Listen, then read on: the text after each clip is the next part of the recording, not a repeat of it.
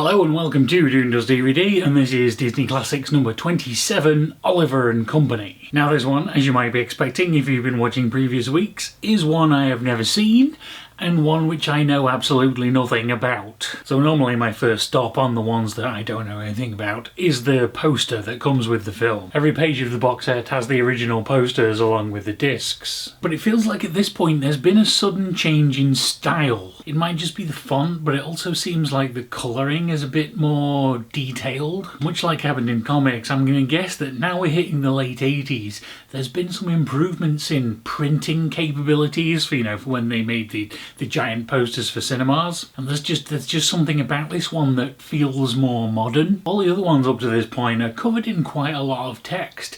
There's taglines and descriptions and cast lists and based on such and such, whereas this one is just the title and a picture. There's some tiny little text at the bottom, but that's so small it's kind of like only there for legal reasons. It's not really there to give the viewer any kind of information. And so all I know about this one is that there's going to be a cat, some dogs, and a piano hanging from a crane for some reason. And from that, the only thing I can guess is that it's going to be some kind of animal adventure, much like the Aristocats. But beyond that, without looking anything up or having any kind of prior knowledge, there's nothing else to go on. So I guess it's just time to watch this one and find out.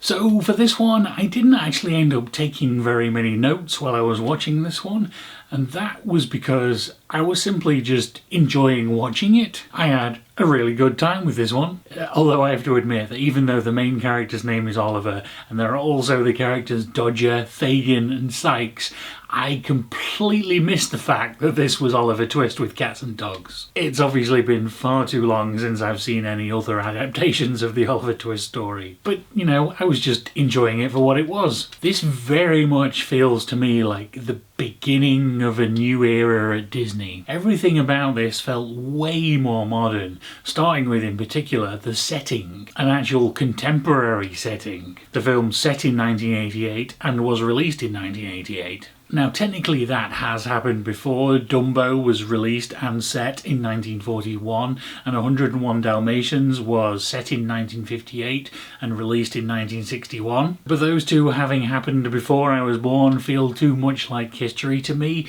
whereas 1988 New York is something I can imagine having happened within my lifetime, even though at this point that was over 30 years ago. It still feels like a modern setting. The New York skyline with the twin towers, yellow taxi cabs, Italian street food vendors. And then on top of that, everything feels like a much more modern musical production.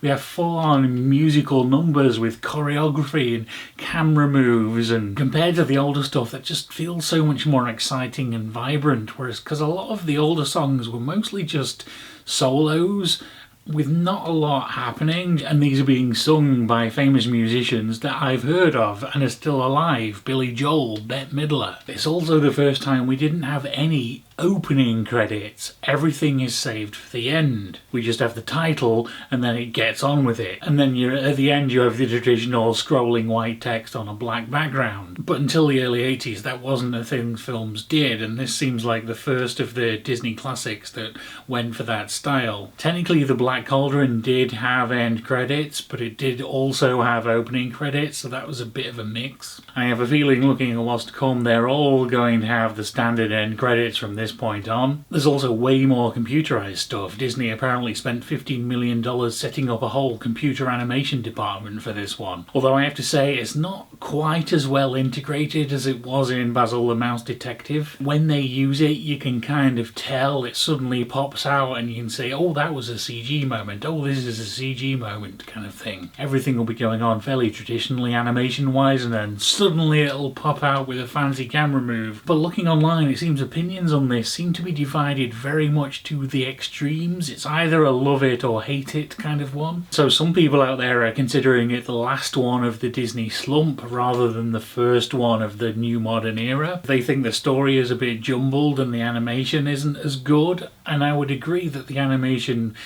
isn't the most polished ever, but that didn't really matter to me. It was good enough to go along with great characters, great acting and great songs. So as you're probably gathering, I'm on the love it side of this equation. But obviously it's not the greatest film ever, but I had a really enjoyable time watching it, and that's the important thing. And so that was generally quite a nice surprise for me, because I was expecting a bit less, given how, at least in my experience, Oliver and Company is not one that gets talked about a lot, but whether you think it's the end of an era or the beginning of an era, it's definitely the bridge to the so-called Disney Renaissance we have coming up next. 10 years of mostly highly regarded stuff that also coincides with me being the ages of 10 to 20, so I was the perfect demographic for a lot of these, so it's what I consider to be a lot of the classic Disney. But I'm getting ahead of myself there.